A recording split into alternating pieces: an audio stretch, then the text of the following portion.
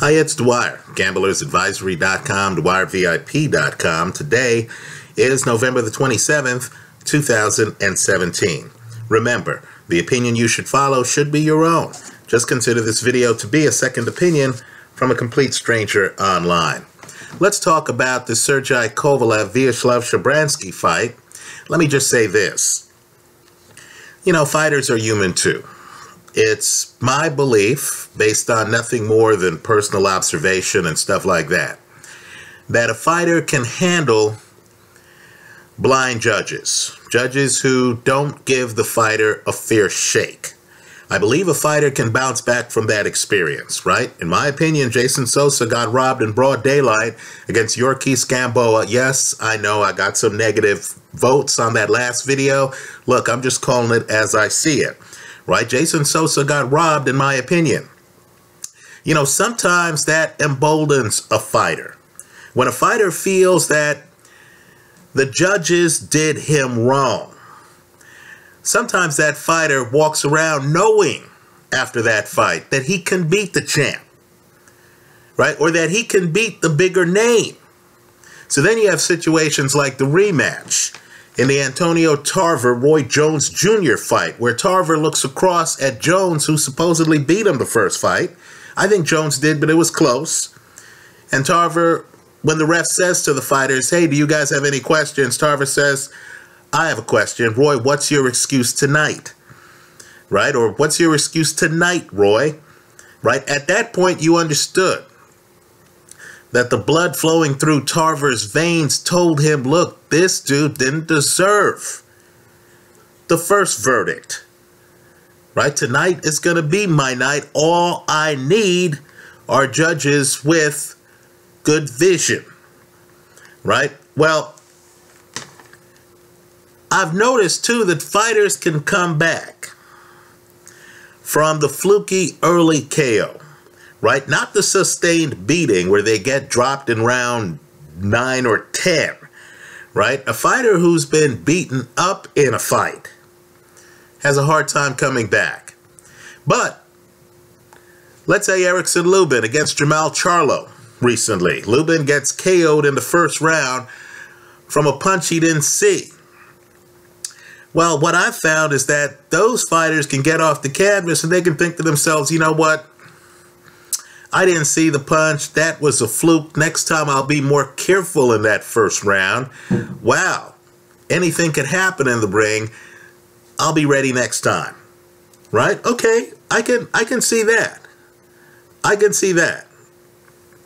But in my opinion, the one situation, apart from a fighter being blown out in a fight from start to finish, right? The one situation where a fighter has a hard time bouncing back is when he feels that he's been fouled by the other fighter.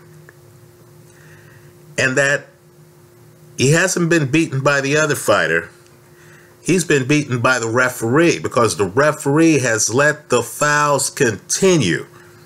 The fight is an illegal fight, right? And the guy gets robbed because of illegalities. Think Ali Joe Frazier, the rematch, where Ali is holding down the back of Frazier's head.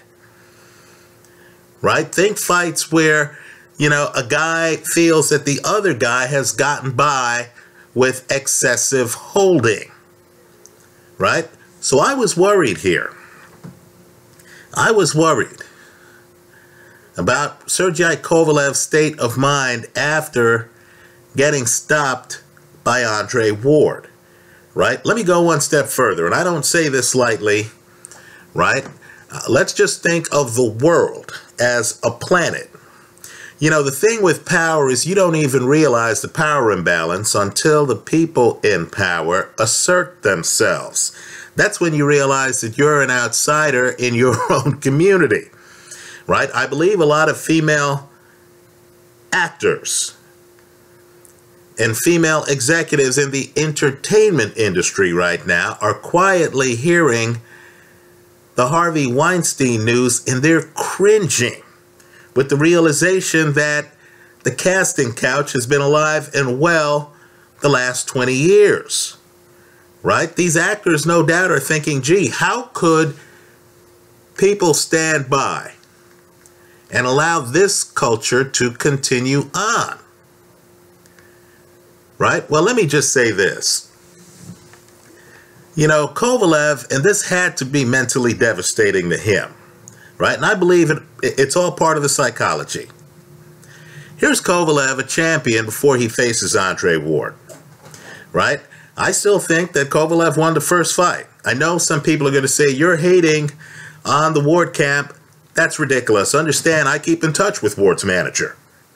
Just understand that behind the scenes, right? He and I, you know, shared texts just yesterday, right?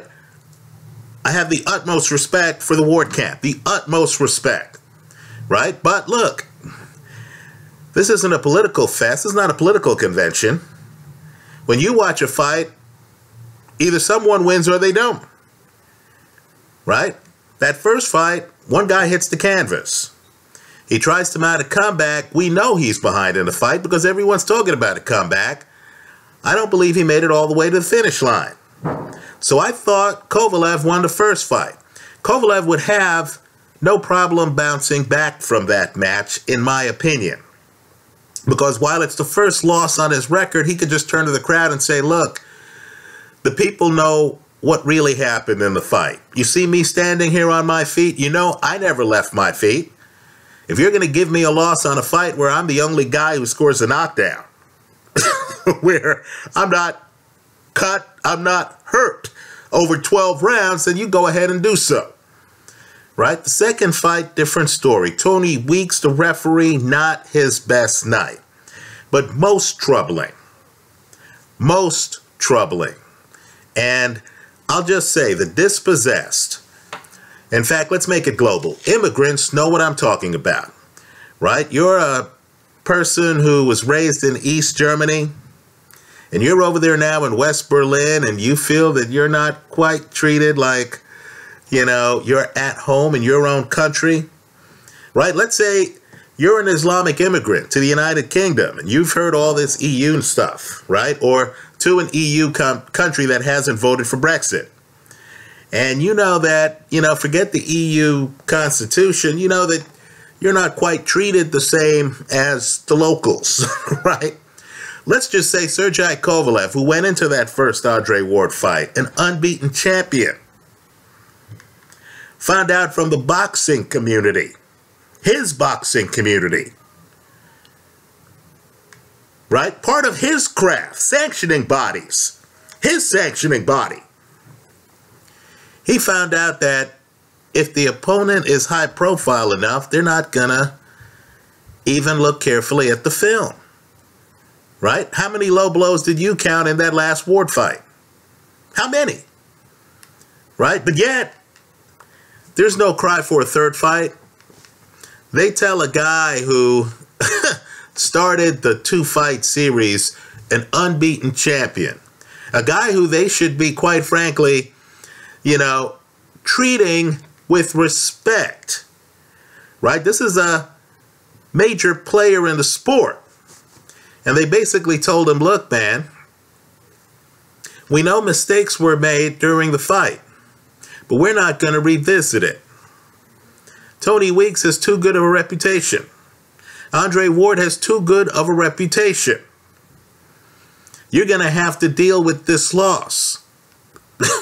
Even though the fight's a close fight going into what turns out to be the last round. More devastating for Kovalev is the fact that that last round showed weaknesses. You're Kovalev, you're walking around, you have one of the best jabs in boxing. That's the secret to his success. Great jab, clubbing right hand, right? Great left jab, clubbing right hand. We call him crusher. He can actually box from distance. You're alpha. Andre Ward gets inside. He shows the world that when someone collapses the pocket on you and uses lateral movement, your body is not strong, right? You can look strong pushing a guy back and stuff like that. Your core is not strong. Those body shots wilt you. Because you're alpha, because you're the crusher, not the crushed, when you're hurt in a fight, hurt to your body. Kovalev's hurt badly to the body in that rematch, badly. Worst he's ever been hurt. He didn't know what to do, couldn't clinch Andre Ward, couldn't slow down Andre Ward. Right, slumps over by the ropes practically according to his former trainer. And you need to Google John David Jackson's comments now that those two have divorced. John David Jackson and Kovalev. According to Kovalev's own trainer in that fight, Kovalev more or less gives up. When you're the big bad wolf, let's think it through. When you're the big bad wolf and suddenly Goldilocks understands that you have a weak core, that if she gets inside and lands body shots, you're in trouble. You're going to have problems. That kind of exposure can mess with the guy's head. Suddenly, Crusher is walking in rooms and body punchers are looking at him not as a former champion, well, now a current champion after the Shabranskyy win, but you're looking at him as an opportunity. So, you want to know the kind of style that beats Kovalev? Think Mike Tyson, right? Cat, quick, can get low, a little bit shorter than Kovalev, can dodge the jab, can get inside, can throw wicked hooks to the body. Think Sean Porter, right? Like Tyson, sudden. In other words, there's Porter. Porter's up close. Porter has slipped your jab. Porter is throwing hooks to your body. It's a shame Porter fights at welterweight and not light heavy. Understand the dynamics, too, of light heavy. The weight limit's 175. You and I know that the light heavyweight division should be renamed the light cruiserweight division. Then they should have a weight class between 175 and 200 called the cruiserweight division. The last stop before the heavyweight division at 200 should be called the light heavyweight division. Right? Boxers are bigger these days than they were back in the day. Right? You got obesity problems in several countries. Food is plentiful, at least in the first world. So understand what that has done. A guy like Kovalev, who to me has a weakened core because he can't fully rehydrate. He can't fight at his natural weight. He has to lose weight. You need to keep a private list of fighters like this. The guy can't decide, you know what, I'm a little big for light heavy. Let me just jump up to the next weight class because, folks, the next weight class is 200 pounds. It's 25 pounds up. Let me point this out too. Has anyone figured out that the cruiserweight division is loaded? I know many people think I'm nuts when I'm talking about Usyk possibly taking out every heavyweight in sight. Right? Just understand that Manuel Char just won a portion of the heavyweight title. And he got knocked out cold, folks. C-O-L-D. He got knocked out cold by Maris Briedis, one of the cruiserweight champs. Right? You need to view the consolidation at heavyweight now. If Joshua decides that 65% with the rematch clause is enough and actually fights fellow champion Joseph Parker, you need to view the consolidation at heavyweight as just the first wave of what's going to happen at heavyweight. You need to figure that Usyk, Briedis, Dorticos, Gassiev, folks, many of them are big men. How tall is Gassiev? 6'3"? How tall is Usyk? We're in an era where many of these heavyweight guys can't even move. Right? Anthony Joshua, I'm sorry, he wears cement shoes. He doesn't move that well. To the Joshua people who in every video say Dwyer hates Joshua, go ahead and criticize me in the comment section of this video. Right? Let's just say I don't need to know the names of the fighters. If you just showed me the footwork, I'd be able to say, oh, that's Ali, when compared to Anthony Joshua. Right? Joshua doesn't move that well. Guys, when Usyk wants, he can move. Think of Deontay Wilder. You look at Deontay Wilder, you say, wow, if a guy gets inside, what's Wilder going to do? Folks, I'm just telling you that if Gassiev gets inside on Deontay Wilder, that's game, set, match. So, understand, Kovalev's no fool. He sees Dorticos, he sees Gassiev, he sees Briedis, he sees Usyk, and he realizes, homie can't go to 200 pounds. No way. So his choice is to fight at light heavy. Period. So he's losing weight to get to light heavy. His core is his vulnerability. The blueprint is the second Ward fight. The first fight, Andre comes out. I have no idea what Andre's doing the first fight. He's hanging on the outside and stuff. You're like, no, dude, do you want to win this fight or not? Second fight, Ward is coming inside. By the time you get to the closing round, right, Ward hits him with a great right hand. In my opinion, the best punch of the entire series. Then he jumps inside. Right, apart from the one that drops Ward in the first fight, right? Let's give Kovalev his due. But then Ward gets inside. And you see the weak core on Kovalev. So now, styles make fights. They have him fighting Shabranskyy, who's not sudden. Shabranskyy, who has a long reach, who's taller than Kovalev, who's not cat quick, who's not going to get inside, bounce around, and use lateral movement. Now, all I can say is what we did learn in this fight is that Kovalev is mentally back. He's not overly traumatized when he knows the opponent is not going to get inside and test his core. Right? Okay, fair enough. What I want to know is, number one, why was it Shabranskyy and not Sullivan Barrera? Didn't Barrera beat Shabranskyy? What? How is it in boxing that a fighter can be passed over while he's winning? That the powers could be can actually give the opportunity to the guy you beat?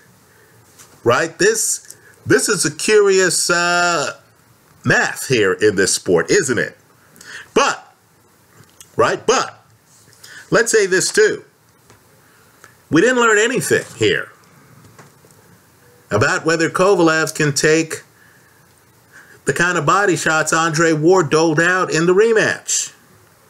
Right? That's the question, isn't it? Right? Wasn't this fight kind of like Wilder against Dwyer, where you knew going in Wilder had a great right hand. You knew he could throw it from distance. Guess what? He stops the guy early with the right hand from distance. Well, hell, you still don't know. Right? You still don't know about how Wilder would react with a guy getting inside and working him over. How Wilder would do against a Gassiev. You don't know. Well, here, you know, I see Kovalev take out a guy who's outside, who Kovalev knows is going to be outside. Kovalev does it with a great chopping right hand, right? We'll put a little axis here. Kovalev's throwing great chopping right hands, overhand rights. Then Kovalev is throwing left hands to the body. And there's a lot to hit because Shabranskyy, let's face it, can't hide his body. He gets the KO in 2 rounds. Right? Again, this isn't the kind of fighter who has given Kovalev problems in the past. Is it? Right? This is a tall guy who can't hide himself like Nathan Cleverly, a guy who Kovalev beat. You'll know Kovalev is back when he can beat, let's say, a James DeGale, a guy who's close to 175, who can actually fight small, who can get inside, who can work your body. Now, I'll agree at 175, right? Adonis Stevenson, one of the big bad wolves, at 175 pounds, like Kovalev, likes to do damage from distance. Right? Stevenson, a southpaw, makes angles an issue, comes in with a straight left hand. That's his signature. You need to think of Stevenson as a bigger version of Manny Pacquiao. Right, folks? They're practically the same fighter. Look at the beginning of Stevenson fights. You'll notice he's jumping around just like Manny Pacquiao. Right? Stevenson even has a Pacquiao-type KO. You remember Juan Manuel Marquez ends that series against Pacquiao by knocking Pacquiao out cold? Compare and contrast that to the guy who knocked out Stevenson cold. Darnell Boone, right? Where Stevenson hits the canvas and he's finished. Well, just understand, a fight between Kovalev and Stevenson would be interesting because they would both want to operate from the outside. In my opinion, the secret to both guys for an opponent is to find a way to collapse the pocket. Let me say, too, Tony Bellew can collapse pockets, right? Tony Bellew, curiously, when he fought Stevenson, was unable to get inside. It's easier said than done. But in summation, Kovalev is back mentally against fighters who fight from the outside in. The jury's still out on whether he'd be able to handle Andre Ward coming inside on him, James DeGale coming inside on him, right? A Mike Tyson type guy coming inside on him who's sudden and who's determined to trade body shots for Kovalev's chopping right hand. Let me say, too, I was looking at Kovalev, and Shabranskyy just isn't defensively blessed, right? Shabranskyy has a lot of talent. I don't mean to completely rip the guy, right? But a defensively blessed fighter would enter this fight aware of Kovalev's right hand, right? A defensively blessed fighter would be rolling away from Kovalev's right hand, wouldn't he? This fight was too easy for Kovalev. He had another guy who views himself as a hunter in front of him, who, like him, wanted to work from long range, who didn't have the savviness, the ability to jump around the ring like Adonis Stevenson has. Those right hands landed a bit too easily for Kovalev in this fight. He wasn't tested. So let's see where he goes from here. If he's fighting a guy who wants to fight from the outside, right, who might be taller than him, Kovalev's going to be dynamite. Look for the Sean Porter type fighter who can slip inside and who can stay inside. One of the best parts of the Andre Ward-Kovalev rematch was the way Ward gets inside and then Ward is bouncing laterally. He's not backing up. He stays close to Kovalev, but he's bouncing laterally, not giving Kovalev a chance to extend his arms. We didn't see that here. I congratulate the new light heavyweight champion, but let's just say the fight style that got him in trouble his last fight, the jury's still out on whether he has an answer for that. That's how I see it. Let me hear from you. I hope you leave your comments in the comment section to this video. And let me just say, too, I'm not kidding. For the boxing hardcore, you need to pay close attention to this World Boxing Super Series at cruiserweight. Right? That Usyk-Maris Briedis fight, that's as good as it gets. Let's just say Gassiev-Dorticos, one of those guys, in my opinion, is not going to go the distance. You need to look at that series not just for the winners, but for the losers. Because what could well happen? What could well happen is, let's say Usyk beats Briedis. Well, if I'm Manuel Charr, What's my worst loss?